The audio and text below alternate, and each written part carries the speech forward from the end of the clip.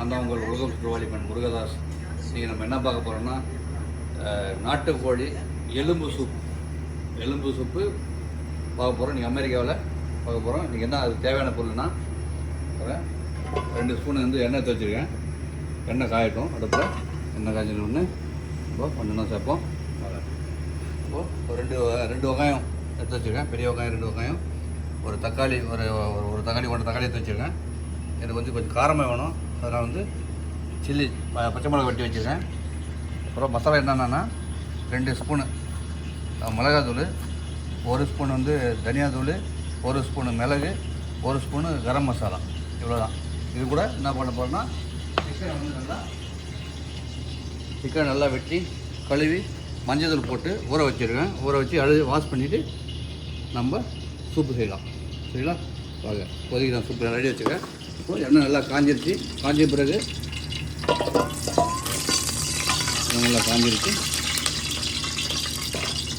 பார்த்திங்கன்னா கொஞ்சமாக சீரகம். ஆமாம், கொஞ்சமாக சீரகம் போட்டுக்கணும். கடுகு போடக்கூடாது. சீரகம் போட்டுக்கலாம். அதுக்கு சீரகம் போட்டு சீரகம் நல்லா பொரிஞ்சு வந்த பிறகு வெங்காயம் சேர்த்துக்கலாம்.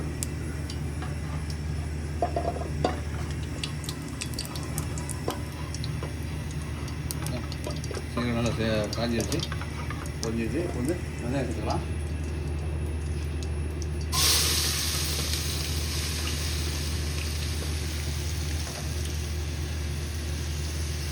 வெங்காயம் சேர்த்தாச்சு. நல்லா பொண்ணு வரல வர வரைக்கும் வெயிட் பண்ணலாம். சரிங்களா? வெங்காயம் வந்து நல்லா வறுத்துக்கலாம். நல்லா வந்து பொண்ணு வரல வர வரைக்கும் இந்த மாதிரி வதக்கினே இருக்கலாம். பாருங்கள், பொண்ணு வரலாம் வந்துடுச்சு. வந்து கொஞ்சம் தக்காளி சேர்த்துக்கலாம்.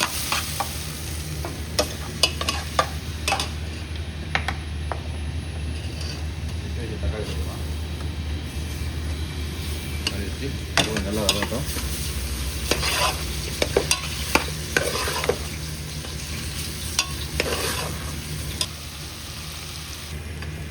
தக்காளி வந்துடுச்சு. ரெண்டு ஒன்றே கொஞ்சம் பச்சை மிளகா சேர்த்துக்கலாம். பச்சை மிளகா சேர்த்துக்கலாம்.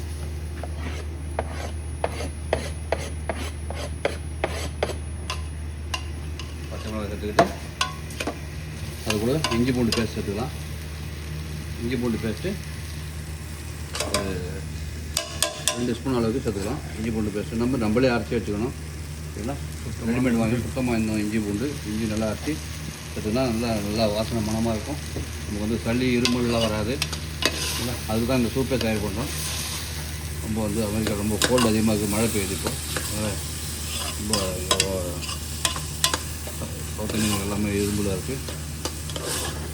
இந்த ஓனர் தம்பிக்கு ரொம்ப இரும்பலாக இருக்கிறதுனால அவர் தான் நம்மளை சூப் செய்ய ரொம்ப டார்ச்சர் பண்ணுறாங்க.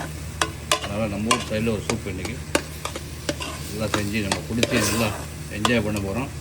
இரும்புலாம் சேர்த்து வச்சுக்கிற மசாலா எல்லாத்தையுமே ஒன்றா போட்டு தட்டிக்கிட்டு 2 நிமிஷம் வந்த பிறகு தண்ணி ஊற்றுவோம். தண்ணி ஊற்றி சேர்த்துவோம்.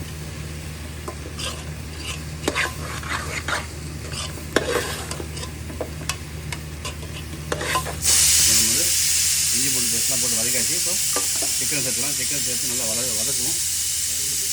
கம்மியாக வச்சுக்கணும். எவ்வளோ வெட்ட முடியும்? நம்ம 10 கிலோ சிக்கன் இருக்கிறது போட்டு பாக்கிலாம் சிக்கன் 65 வெட்டி வச்சுருக்கேன். சிக்கன் குழம்பு கட்டி வச்சுருக்கேன். நல்லா போட்டு மசாலா எல்லாம் வேகட்டும்.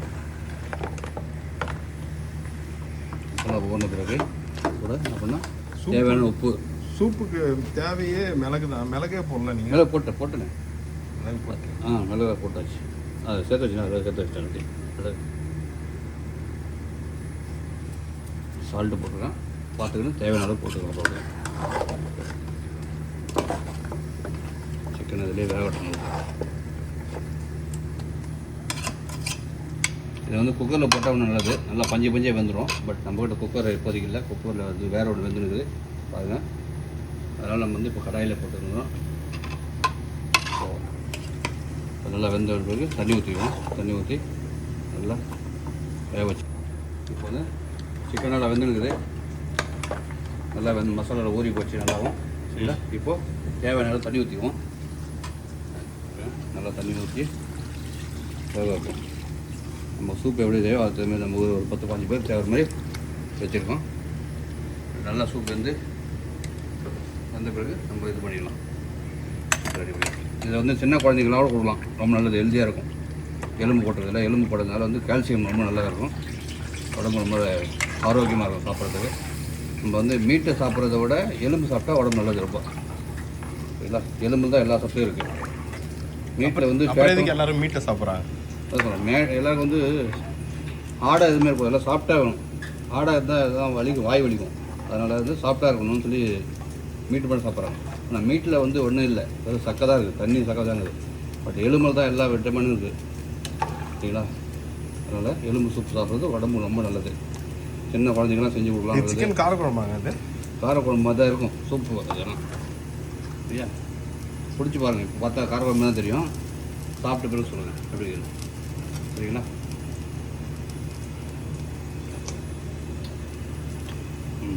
அருமையாக இருக்குது.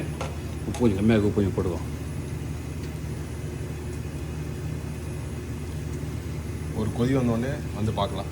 ஒரு கொதி வந்து பார்க்கலாம். சரிங்களா? கொதிக்கு சூப்பர் உப்புலாம் போட்டு வச்சு இறக்கும்போது கொஞ்சம் கொத்தமல்லி போட்டு கழிட்டோம்னா வாசனை அருமையாக இருக்கும்.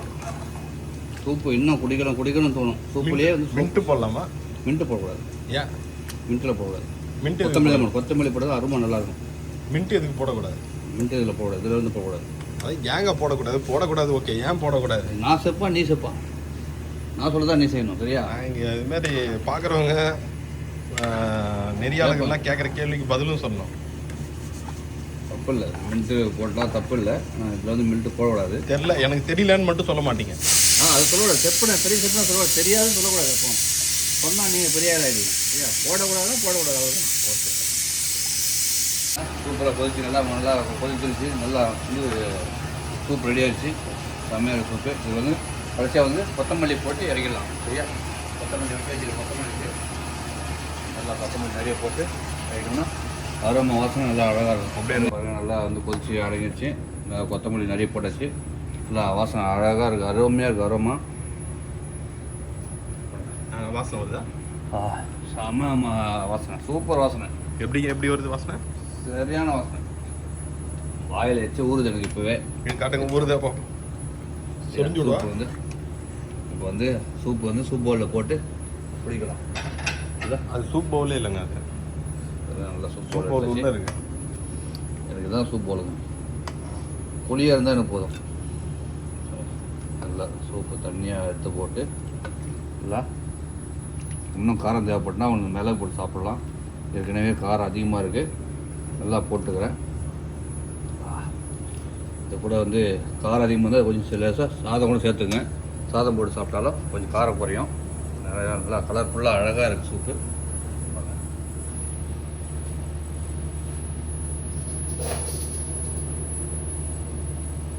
நீங்களும் சூப் சாப்பிட்டு பாருங்கள், பார்த்து சொல்லுங்கள் அப்படி தாங்க. சூப்பு எடுத்துங்க.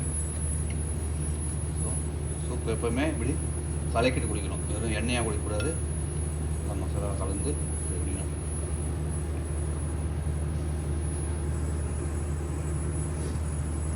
ஆஹா, அருமை. சொல்லுங்க.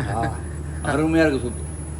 நல்ல அருமையாக இருக்குது. சிக்கனோட ஃப்ளேவர் இருக்குது, நல்ல காரம் இருக்குது, சூப்பராக இருக்குது, கலர்ஃபுல்லாக இருக்குது. நீங்களும் வீட்டில் ட்ரை பண்ணி பாருங்கள். நல்லா முக்கியமாக இந்த சம்மர் டைமில் குழந்தைங்களுக்கு கொடுங்க. அதிகமாக கொடுக்காதீங்க, ரொம்ப சூடாக அதிகமாகிடும். கொஞ்சம் வாட்டர் ஒரு நாள் செஞ்சு கொடுங்க. குழந்தைங்க நல்லா ஹெல்த்தியாக இருப்பாங்க, நல்லா ஸ்ட்ராங்காக இருப்பாங்க. ஆளுங்க சாப்பிடுங்க. நல்லா செஞ்சு பார்த்துட்டு சொல்லுங்கள். லைக் பண்ணுங்கள், ஷேர் பண்ணுங்கள், கமெண்ட்ஸ் பண்ணுங்கள். அடுத்த வீடியோவில் சப்ஸ்கிரைப் பண்ணுங்கள். ரொம்ப நன்றி, வணக்கம், தேங்க்யூ.